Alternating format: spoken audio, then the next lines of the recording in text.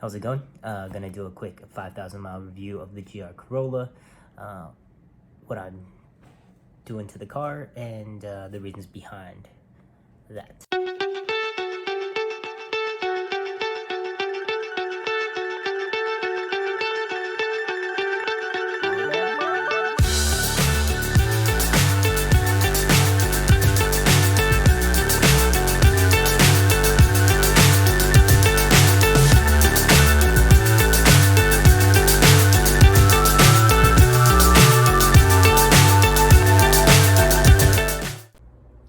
So just made my way into the garage, and here's the GR.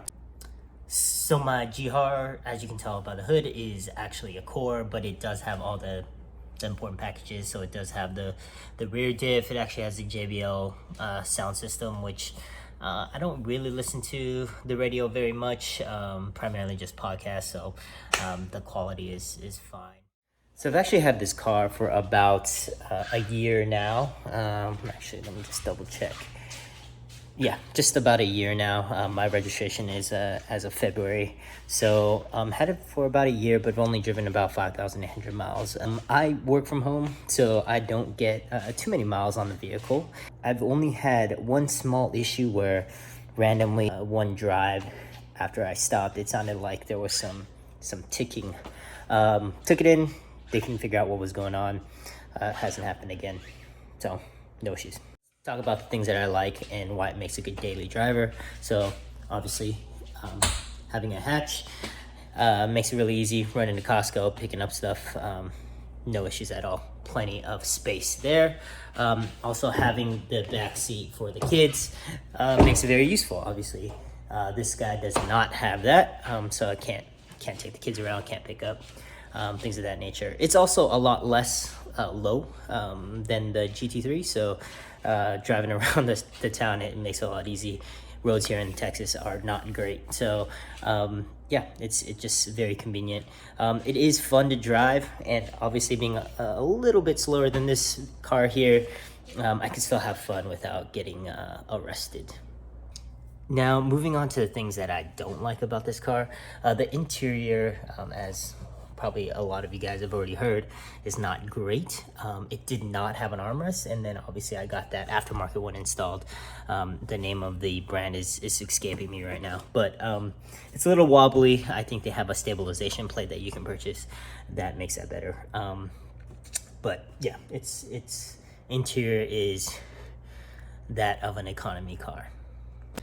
So if you've seen my video or my YouTube channel, I put a short where I showed you the wheels that I've gotten on the car. So I did get TE 37s. I'll put the specs below in the description. And I got the Swift lowering springs. So again, because I plan to just keep this as a street vehicle, I decided that I would just get lowering springs because I didn't need the full adjustability of coilovers, and I really didn't want to lower it so much that it became undrivable. But it did in fact lower the vehicle quite a bit. Actually, when I first used to drive this in here under the 4-post, I did feel like felt a little sketchy coming in, but now there's plenty of clearance. We did keep the rear spacer in the back, and as you can see, I just think it fills out pretty nicely. The fitment is really good. I did get ARP extended studs. As everyone knows, those stock studs are really short, and once you start going with a wider wheel, that makes it even sketchier. So went with the extended studs. Other than that, the car is stock. Cool. So just made it back into my office here. Yeah, so let's talk about some of the modifications I plan to do with the vehicle.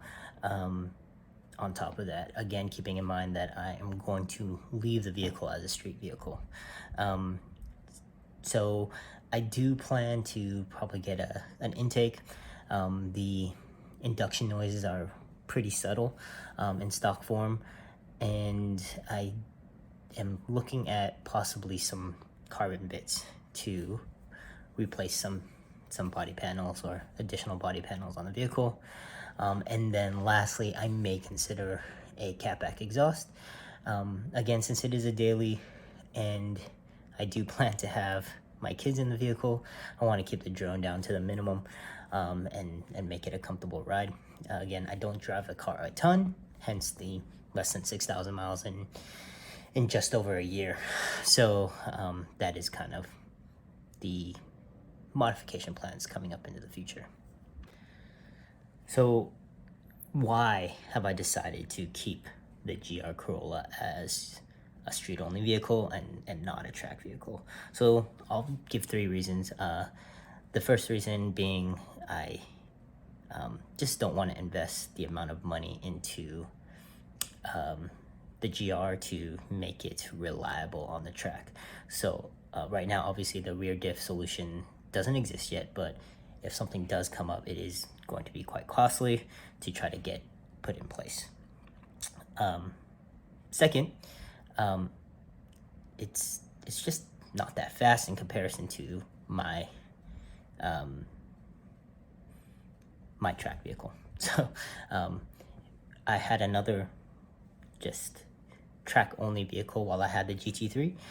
It was an NT Miata with a 2.5 Duratec swap. It was quick, but when going from the Miata to the GT3, it's just not as exciting, right? Obviously, the NTU is going to be a better tool to make me better track driver, which I'm not the fastest guy on the track, but ultimately, I'm going out there to have fun, not to set lap records, which I'm not going to do anyways. So yeah, those are kind of the primary reasons why I just chose to keep it street only. So stay tuned. I plan to do some modifications and continue to add on to the vehicle, as well as kind of just show you guys around and kind of engage a little bit more when I do head out to the track with the GT3 or the GR, or if a new car purchase comes up or whatever. So let me know if you have any suggestions or are curious about something, and I'll make that content. All right, thank you.